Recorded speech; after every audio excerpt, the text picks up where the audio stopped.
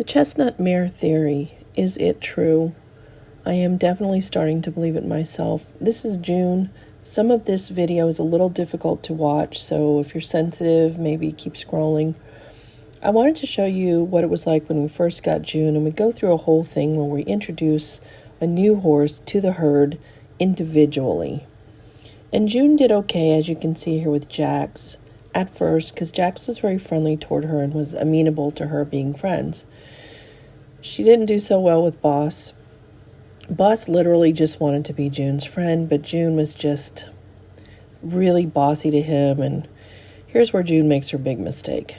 This is Zip. My Zip is no longer with us, but he was my best boy. He was running the herd before he passed away.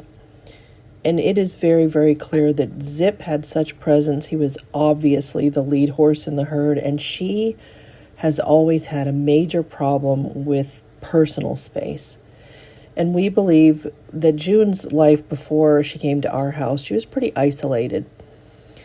She lived in Canada, did a lot of training and showing, and just was isolated a lot. And we think in her younger years that she just missed out on a lot of the socialization that she should have had as she was in her young years of training. And now, because we have a lesson program here and she's, part of a herd, she has to get used to this. This is Tess just playing around with June, because June on a one-on-one personal level is the absolute and utter sweetest horse. And she's incredible to ride. Her training is amazing. She's pleasure bred. She's one of Terry Bradshaw's standing stallions, extremely hot chips. And she loves to work. And the problem with her is not just that she's a chestnut mare. God bless her. I try and give her every chance in the world. If she's out of work for too long, she really starts to slide. And she likes to be challenged. She likes to do the upper work.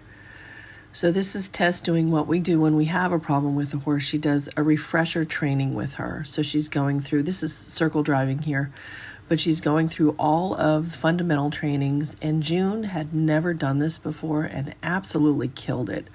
She just nailed it, and we think that's because she just really, truly wants one-on-one time with people, and she wants to work, she wants to ride, she wants to do groundwork, she wants to come out of her stall. She has a really good, strong work ethic, as I believe all mares do, no matter what color they are.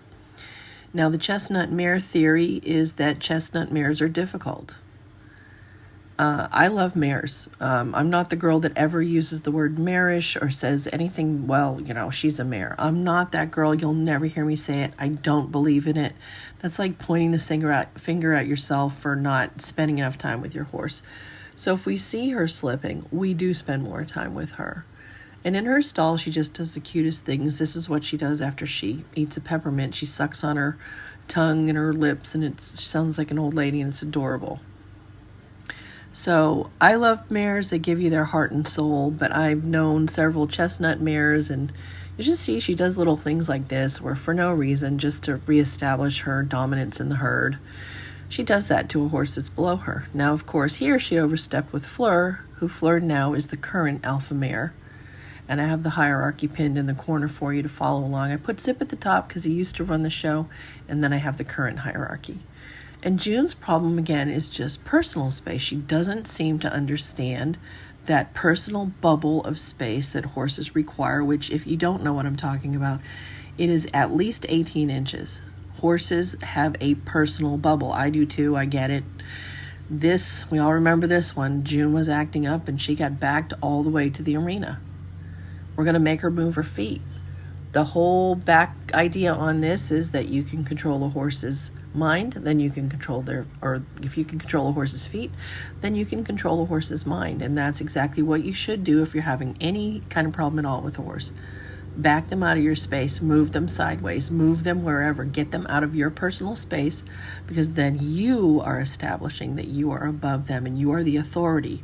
You're the dominant, you're the alpha. However you want to put it, you're in charge. That's all I'm saying. Now, she met Boone last when I was introducing June to the herd, so that's what you're seeing here. And at this point, she's doing some striking, is what that's called. You notice that Boone didn't move his feet at all, and now he's got her on the move, establishing his place is above her. Now he's going to get her trotting.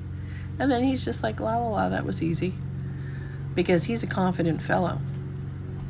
Now, like I said before, June is the absolute best, nicely trained horse. And she's an absolute delight to ride. She's one of my favorite horses here at the farm to ride. I love this mare. But is it true that chestnut mares can be difficult? At this point, I'm leaning a little bit toward the yes side. Not because she's a girl. I hate to think that it's her hair color, but she's falling into that category sometimes. But then you got this right here where, June, she's fun one-on-one. She does enjoy a nice sour beer every once in a while, so she's my kind of girl. Weigh in, tell me about your chestnut mares. Put your pictures up there too. And if you have any questions, ask away.